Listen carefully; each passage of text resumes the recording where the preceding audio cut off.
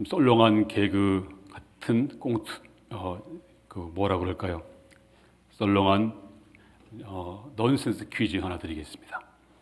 웃을 수 있을지 모르겠어요. 소방대원들이 가장 싫어하는 찬송가가 있대요. 뭘까요? 소방대원들이 가장 싫어하는 찬송 뭐냐면 산마다 불이 탄다. 고운 단풍에. 요즘 단풍철이잖아요. 근데 우리가 단풍놀이에 가지 않고 예배 보는 여러분들에게 하나님의 크신 축복이 넘칠 줄로 믿습니다. 따라하겠습니다. 제 마음은 열려 있습니다. 오늘 은혜 받을 것입니다. 할렐루야. 오늘 제목은 축복의 장소에 거하라입니다. 사사들이 통치하던 때 유대 베들레헴에 흉년이 들었습니다. 그런데 그 중에 한 가족이 흉년을 피해서 이웃나라 모압으로 이제 이민을 떠났습니다. 거기서 고생 끝에 이제 어느 정도 터를 잡고 그리고 두 아들 출가시켜서 이제 사는가 싶었더니 이게 웬일입니까? 사랑하는 남편이 세상을 떠납니다. 그리고 두 아들도 이어서 세상을 떠났습니다. 졸지에 이 집은 하루아침에 과부 셋이 남는 그런 기구한 가정이 되고 말았습니다. 자, 이럴 때 시어머니 나오미는 이제 고향으로 돌아가기로 결심합니다. 베들레헴으로. 그런데 며느리 룻이 끝까지 따라옵니다. 그리고 이제 드디어 국경을 넘었습니다. 그리고 예루살렘 베들레헴에 이르렀습니다. 그때 성읍 사람들이 야, 저 나오미가 왔네. 살려고 이 나라 버리고 간 저 나오미 왔네 하고 수군거렸습니다. 그때 나오미가 말하기를 오늘 20절입니다. 다 같이 시작. 나오미가 그들에게 이르되 나를 나오미라 부르지 말고 나를 마라라 부르라. 이는 전능자가 나를 심히 괴롭게 하였음이니라. 사람들이 나오미는 기쁨이란 뜻이잖아. 나는 지금 너무 슬프다. 너무 괴롭다. 너무 쓰다. 그래서 나를 마라라고 부르라. 이렇게 자기를 소개하고 있습니다. 중요한 것은요, 이 사람이 축복의 땅으로 돌아왔다는 것입니다. 그래서 다시 회복했어요. 그리고 놀라운 복을 받았습니다. 하나님의 은혜로 역전의 드라마, 상상도 못할 복을 받았습니다. 그러면 어떻게 이런 복을 받았을까요? 오늘 본문 말씀을 통해서 제가 두 가지만 말씀을 드리겠습니다. 첫 번째는 어떻게 이렇게 이 기구한 가정, 기구한 사람들이 어떻게 이렇게 복을 받았을까? 그 첫 번째 이유는요, 모압에서 축복의 땅으로 돌아왔기 때문입니다. 자, 영적으로 이 모압은 세상입니다. 하나님 없는 세상. 그리고 영적으로 베들레헴은 하나님의 집입니다. 자, 나오미는 하나님을 떠났습니다. 하나님의 집을 떠났습니다. 근데 잠깐은 잘 되는 것처럼 보였습니다. 그런데 결국은 그 모압은 죽음의 땅입니다. 그래서 이제 그 땅에서 벗어나서 돌아온 것입니다. 그런데 21절 보세요. 내가 풍족하게 나갔더니 여호와께서 나를 비워 돌아오게 하셨느니라. 내가 이렇게 망해서 왔다. 그리고 하나님께서 나를 징벌하셨고 전능자가 나를 괴롭게 하셨거늘 너희가 어찌 나를 나오미라 하느냐.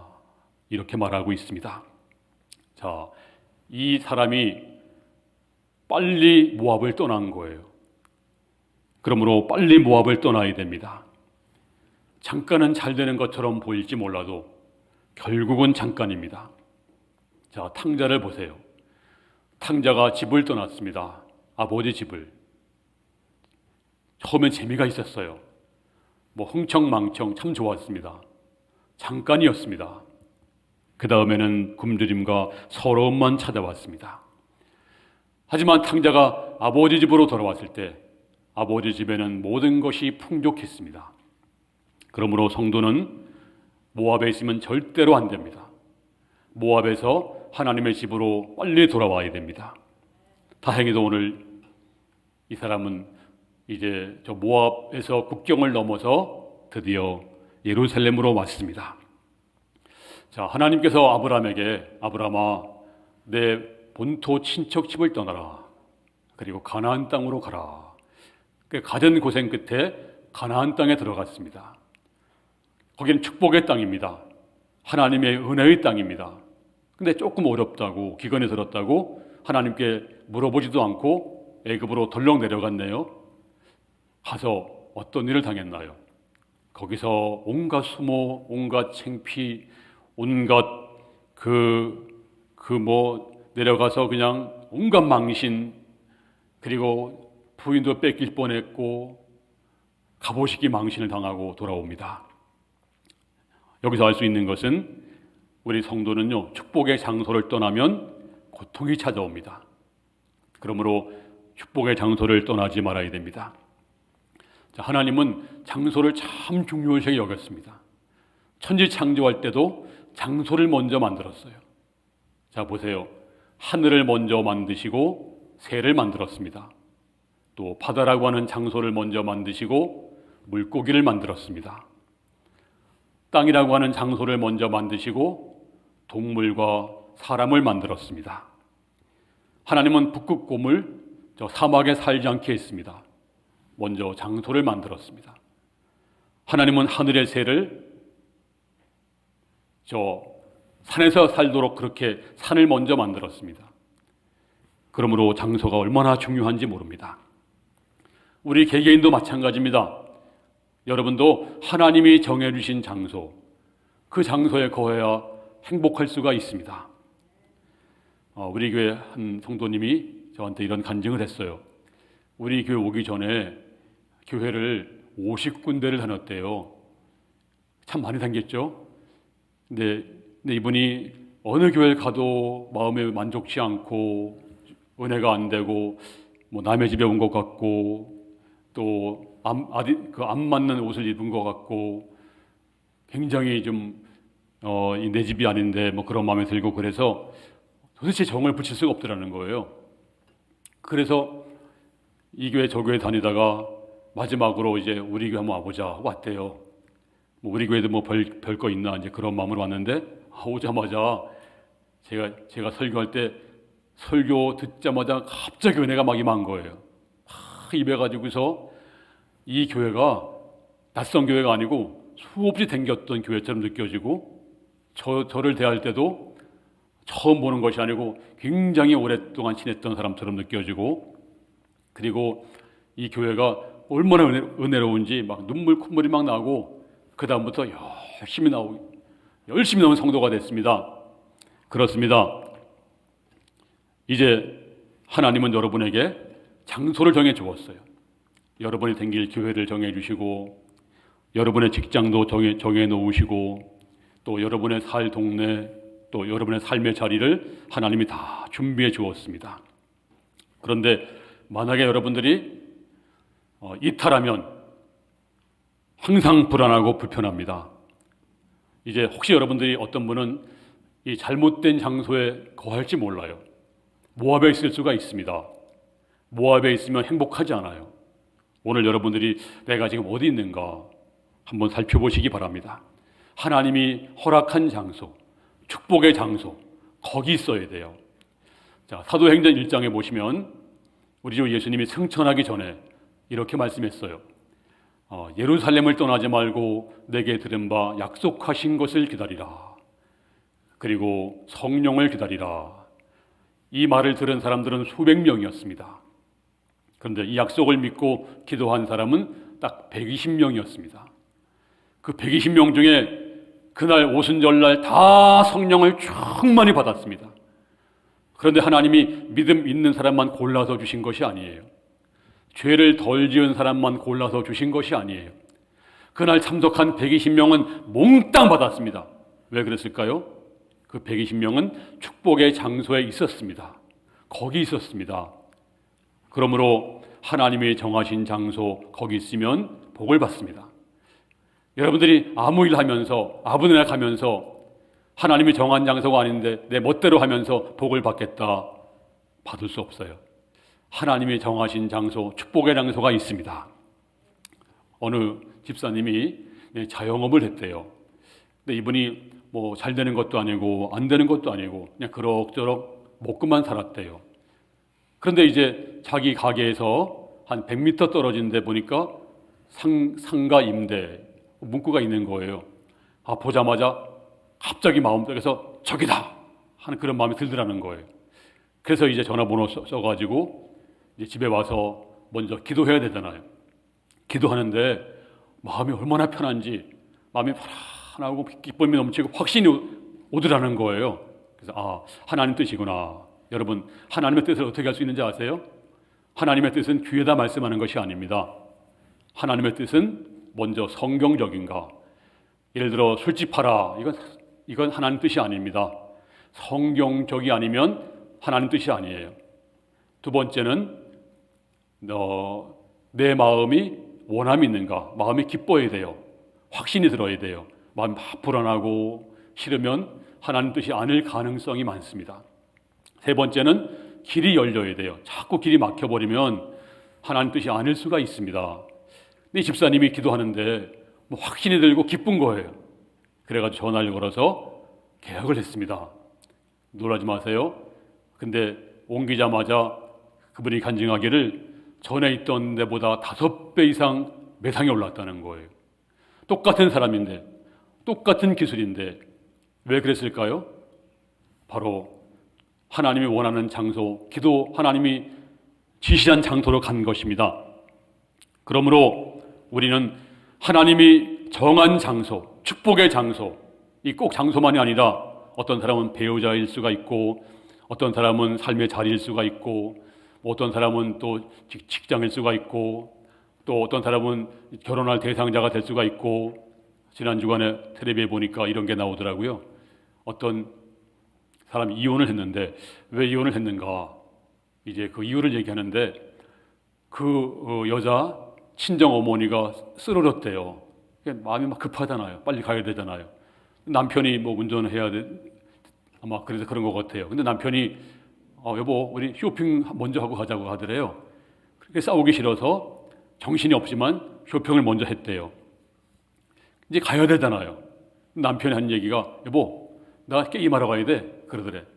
그래가지고 그때 마음속으로 이 사람은 결혼할 준비가 안 된 사람이다, 결혼할 자격이 없는 사람이다, 마음에 들어가지고 이혼을 했다, 뭐 그런 얘기 하더라고요.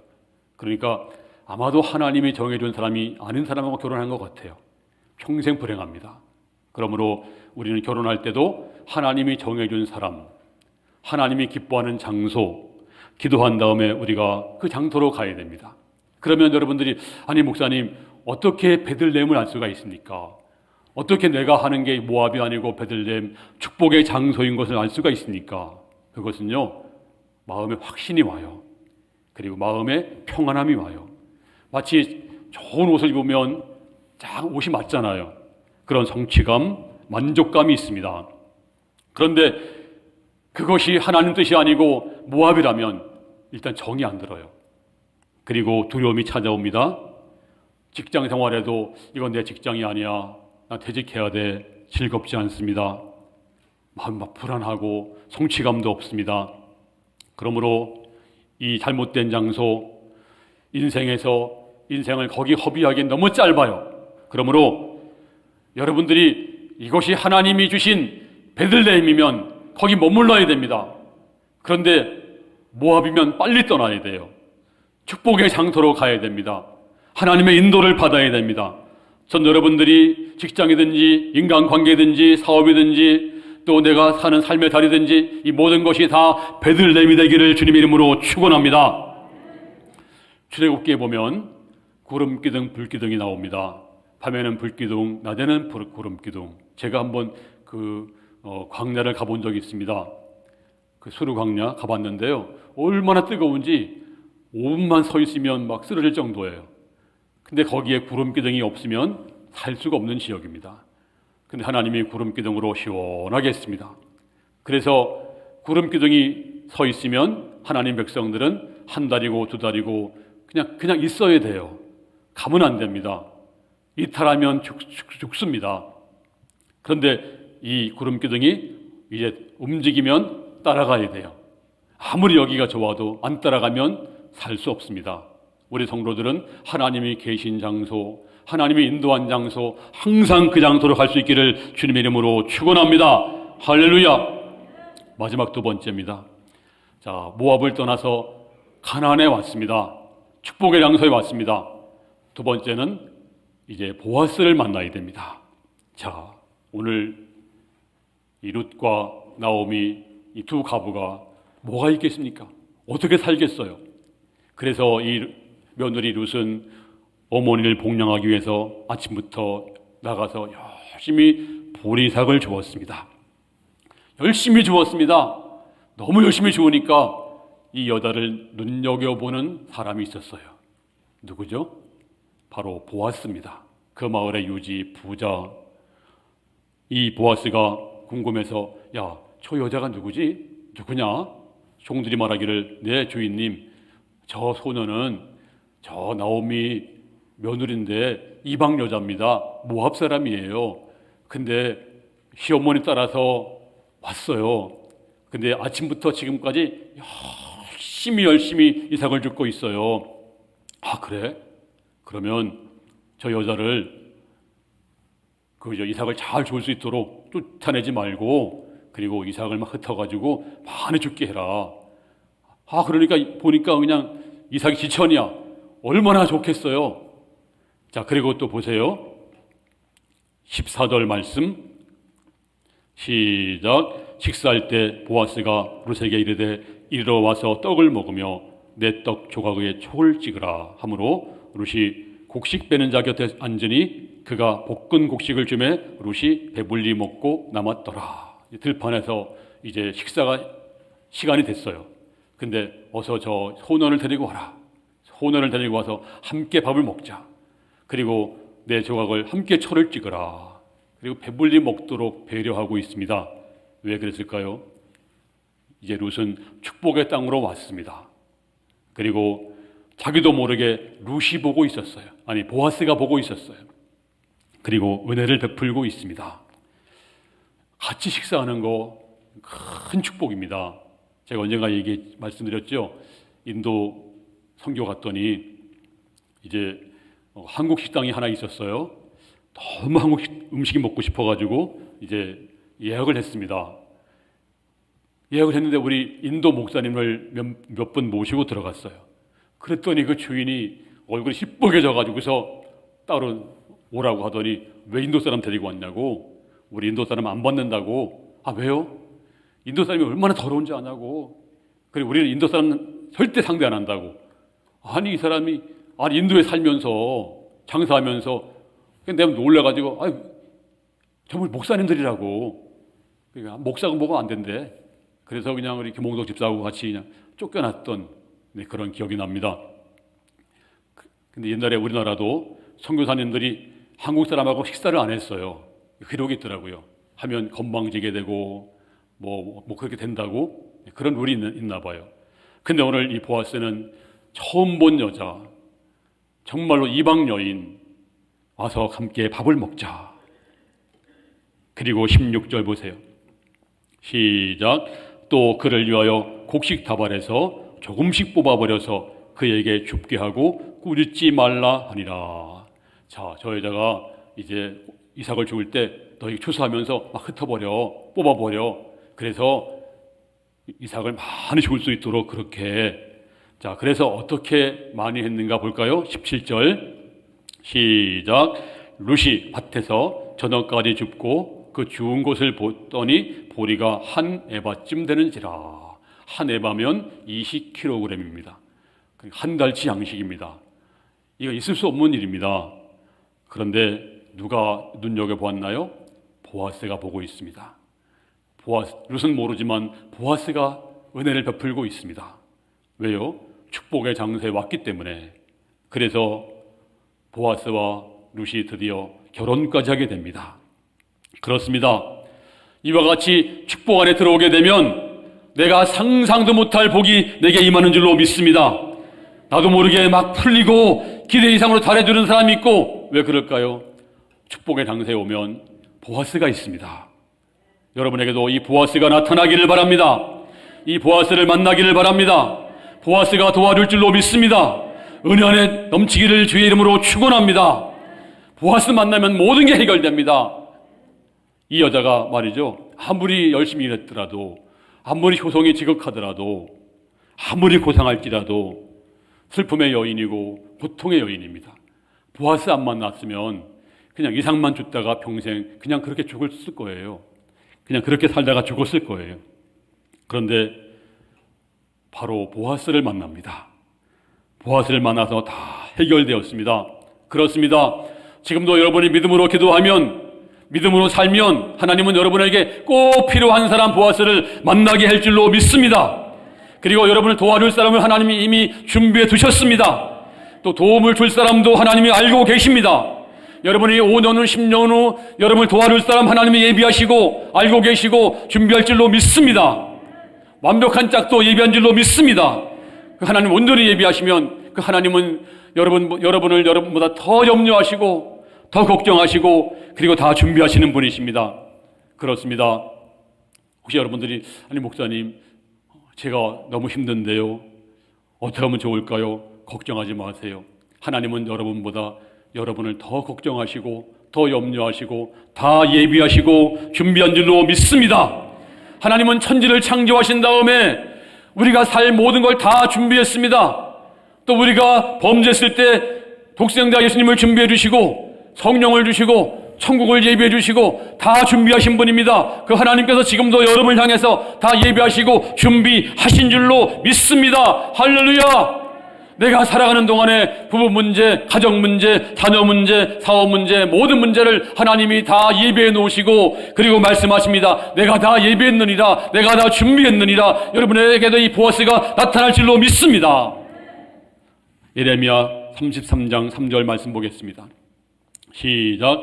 너는 내게 부르짖으라. 내가 내게 응답하겠고 내가 알지 못하는 크고 비밀한 일을 내게 보이리라. 내가 기도하면 내가 응답할 거다. 그리고 네가 알지 못하는, 네가 상상도 못하는 크고 비밀한 일, 놀라운 일을 내게 보여주실 것이다. 그렇습니다. 지금 나는 염려, 근심, 불안, 초조, 절망이 가슴을 짓눌러도 그리고 앞이 안 보여도 하나님께서 말씀하십니다. 내게 부르짖으라. 내가 응답할 거야. 네가 알지 못하고 상상하지 못할 크고 비밀한 일을 내가 보여줄 것이다. 할렐루야. 하나님은 보좌에 앉아서 웃고 계십니다. 걱정하지 마라. 내가 준비해놨다니까. 나 믿고 의지하면 내가 다 비책을 준비했느니라. 이 하나님을 의지하시고 믿음으로 나가기를 주의 이름으로 축원합니다. 이 여인은 상처받은 여인, 모든 게 없는 여인, 다른 문화, 다른 언어, 정말로 그런 하달것없는 여인이었지만 그럴 때 누구 만났나요? 보아스를 만났어요. 보아스 만나니까 좀 해결됐어요. 그리고 다 채워졌어요. 눈물, 외로움, 슬픔 다 채워졌어요. 그리고 이 여인이 아들을 낳았습니다. 드디어 결혼해서 누굴 낳았어요? 오벳을 낳았어요. 오벳이 누굴 낳았어요? 이새를 낳았어요. 이새가 누굴 낳았어요? 다윗 왕을 낳으니라. 다윗 왕은 메시아 족보에 있는, 그리고 그 족보에서 우리 주 예수님이 탄생을 하십니다. 그렇습니다. 슬픔의 여인, 외로움의 여인, 정말 눈물의 여인이었지만 그가 보아스를 만나자마자 다 해결되었습니다. 나의 맘에 근심 구름 가득하게 덮이고 슬픈 눈물 하염없이 흐를 때, 제가 한번 불러보겠습니다. 나의 맘에 근심 구름 가득하게 덮이고 슬픈 눈물 하염없이 흐를 때, 인자하고 부드러운 음성으로 부르사 나를 위로할 리 누가 있을까. 다 같이 주 예수, 주 예수, 주 예수밖에 누가 있으랴. 슬퍼 낙심될 때에 내 친구 되시는 구주 예수밖에 다시 없도다. 슬퍼 낙심될 때 누가 친구가 되어주나요? 예수님이 친구가 되어주시는데 예수밖에 다시 없도다. 이 여인에게는 보아스가 있었습니다. 우리에게는 누가 있나요? 신랑 되신 보아스, 우리 주 예수님, 그분이 우리의 보아스가 되시는 줄로 믿습니다. 이 여자가 보아스 만나자마자 슬픔이 끝나고 외로움이 끝나고 고생도 끝나고 차별도 끝난 것처럼 우리의 보아스 예수님 만나면 인생의 모든 문제가 끝날 줄로 믿습니다. 죽음의 모든 문제도 끝날 줄로 믿습니다. 죄와 슬픔의 문제도 다 해결될 줄로 믿습니다. 외로움도 방황도 끝날 줄로 믿습니다. 예수가 해답인 줄로 믿습니다. 오늘 그 주님 만나고 충만한 가운데 살아가는 성도가 될 수 있기를 주님의 이름으로 축원합니다.